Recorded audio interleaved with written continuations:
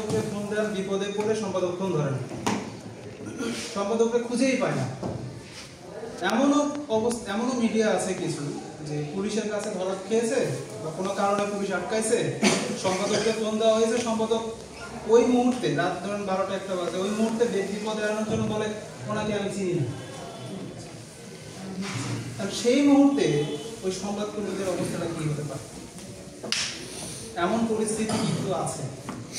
এটা আসলে মানে যারা প্রতিষ্ঠানের মালিক আছেন তাদের সীমাবদ্ধতা নাকি তাদের দুর্বলতা, এটা তারা বলতে পারবেন। কিন্তু এই মুহূর্তে যদি সংবাদকর্মীরা একতাবদ্ধ থাকে, বিপদে তো আর সম্পাদককে ফোন দেওয়া লাগে না, বিপদে আমাদের আশেপাশে যারা আছে তাদেরকে ফোন করলে কিন্তু সমাধান করা যাচ্ছে। 2 নম্বর যে বিষয়, আমার কাছে অনেক মিডিয়া বড় বড় উদ্বোধন কর্মকর্তা থেকে ফোন আসে। ফোন এসে বলে কি যে আপনি কি সরজমিন বার্তা সম্পাদক? জি। আপনার অমুক প্রতিনিধি আমাকে বিরক্ত করতেছে। আমার জবাব একটাই থাকে, সেটা হচ্ছে জাতীয় দৈনিক সরজমিন বার্তা হচ্ছে নন ওয়েজ বোর্ডভুক্ত একটা মিডিয়া, সরকারি ডিএপি-ভুক্ত মিডিয়া, যেখানে বৈতনিক কোনো সিস্টেম নাই। তাহলে আমাদের প্রতিনিধিরা কি করবে? তারা নিউজ কভার করে আমাদেরকে দেবে, আমাদের মাধ্যমে প্রকাশ হবে, একটা পারিশ্রমিক তো থাকবে।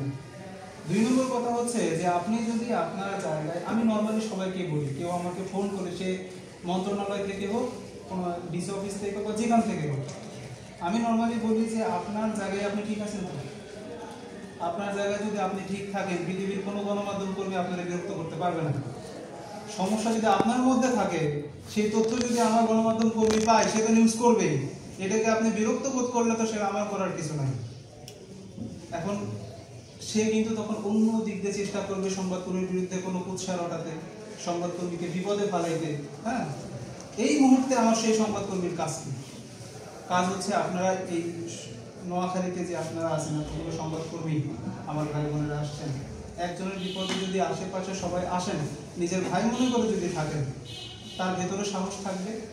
আমরা যেটা নিয়ে কথা বললাম যে আমরা হচ্ছে সমাজের দর্পণ, সমাজের আয়না, এটা তখনই প্রতিষ্ঠিত পাবে একজন সংবাদকর্মী যখন নিজের কাজ করতে গিয়ে নিজের নিরাপত্তাটাকে বা সেফটি ইস্যুটাকে 100% নিশ্চিত হবে যে না, আমার সমস্যা নাই, আমি কোন বিপদে পড়লে আমার ভাইরা আছে, আমাকে অ্যাটলিস্ট আমাকে সেভ করবে। এইটা যতদিন না হবে ততদিন একজন সংবাদকর্মী নিউজ কভার করতে গিয়েও আতঙ্কে থাকবে যে না জানি কোন বিপদে পড়ি। প্রত্যেকটা সংবাদের দুটো দিক থাকে, একটা হচ্ছে যার পক্ষে আপনি নিউজ করছেন, যার বিপক্ষে করছেন তার তো চক্ষু শুলে আপনি হয়ে গেছেন, সে তো চেষ্টা করবে যে এই নিউজ প্রকাশ করছিল এই কারণে আমি বিপদে পড়ছি। কিন্তু আপনি যদি আপনার জায়গায় ঠিক থাকেন, আপনার ইমিউনিটি যদি ঠিক থাকে, তাহলে কেউ আপনার আশেপাশে কোনো রকম ক্ষতি করতে পারবে না, এটা আমার বিশ্বাস। আর দ্বিতীয়ত আর একটা কথা বলি, সেটা হচ্ছে 2011 সালের 3 অক্টোবর জাতীয় দৈনিক সরজমিন বার্তার প্রথম সার্কুলেশন হয়। এরপরে সরকারিভাবে ডিএপি তালিকাভুক্ত এখন 69 নম্বরে আছে। প্রতিদিন আমাদের সার্কুলেশন হয় 40,500। আমাদের প্রতি বর্গ ইঞ্চি বিজ্ঞাপন রেট হয় 538 টাকা। দ্বিতীয়ত আমাদের অনলাইন নিউজ পোর্টালে সরকারি রেজিস্ট্রেশন করা আছে এবং মাল্টিমিডিয়া আছে, যেটাতে আমরা আমাদের 4 লক্ষ ফলোয়ারের মতো আছে, যেখানে আমরা প্রতিনিয়ত আমাদের ভিডিও নিউজগুলো দিচ্ছি। আমি সবসময় আমার প্রতিটি মিডিয়া ভাই যারা আছে প্রত্যেককে বলি, আমরা ইলেকট্রনিক মিডিয়া থেকে একটু আলাদাটা কেন? আমাদের এই পত্রিকায় প্রকাশিত কোনো নিউজ আপনি যে কোনো কোর্টে রেফারেন্স হিসেবে ব্যবহার করতে পারবেন। যদি কোর্টের কোনো বিজ্ঞাপন চান, সেটাও আপনি এখানে দিতে পারবেন। এই কাজটা আমরা করতে পারতেছি। কিন্তু ইলেকট্রনিক মিডিয়ার কোনো ভিডিও ফুটেজ কিন্তু আপনি ওখানে যাবে না, বিজ্ঞাপন হিসেবেও যাবে না। 2 নম্বর কথা, ইলেকট্রনিক মিডিয়া কেউ যদি নিউজ কভার করতে যায়, সেক্ষেত্রে সেই নিউজটা সেই ইলেকট্রনিক মিডিয়ায় দেখায় খুব অল্প সময়, 10 থেকে 20 সেকেন্ড, বেশি খুবই টাফ হয়েছে। আমাদের মাল্টিমিডিয়াতে আমরা কি করি, আমরা আপনি চাইলে আপনার পুরো বক্তব্য আমরা দিতে পারি, যদি বক্তব্যটা বস্তুনিষ্ঠ হয় একজন। এবং এইটা হয় কি যে আপনার নিউজটা মানুষকে যখন আপনি বুঝাবেন, একটা নিউজে যদি ইন ডিটেইলস থাকে ভিডিওটা বা বক্তব্যটা, সেটা যতটা সহজ হবে 10-20 সেকেন্ডে কিন্তু এটা কাউকে বোঝানো সম্ভব না। আমরা কিন্তু এই দিক দিয়ে এগিয়ে আছি।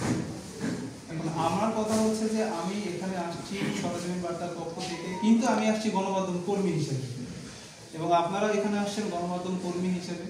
আমি ঢাকাতে আছি, আপনারা যদি কখনো ঢাকাতে যান অবশ্যই আমার অফিস ভিজিট করবেন, আপনাদের সবাইকে ইনভাইট করছি।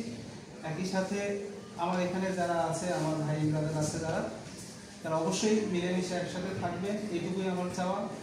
জাতীয় দৈনিক সরজমিন বার্তা আরও দীর্ঘায়ু হোক এবং আজকে 14তম প্রতিষ্ঠা বার্ষিকী করছি। আমরা যেন এখান থেকে আগামী বছরও আবার আপনাদের সামনে আসতে পারি এবং আগামী যেন আরও বড় পরিসরে আয়োজন করতে পারি, এটাই আমার একান্ত চাওয়া। এবং এই মুহূর্তে আমার বক্তব্য এখানে শেষ করছি। এখন দোয়া হবে, এরপরে কেক কাটা হবে এবং সবাইকে ধন্যবাদ।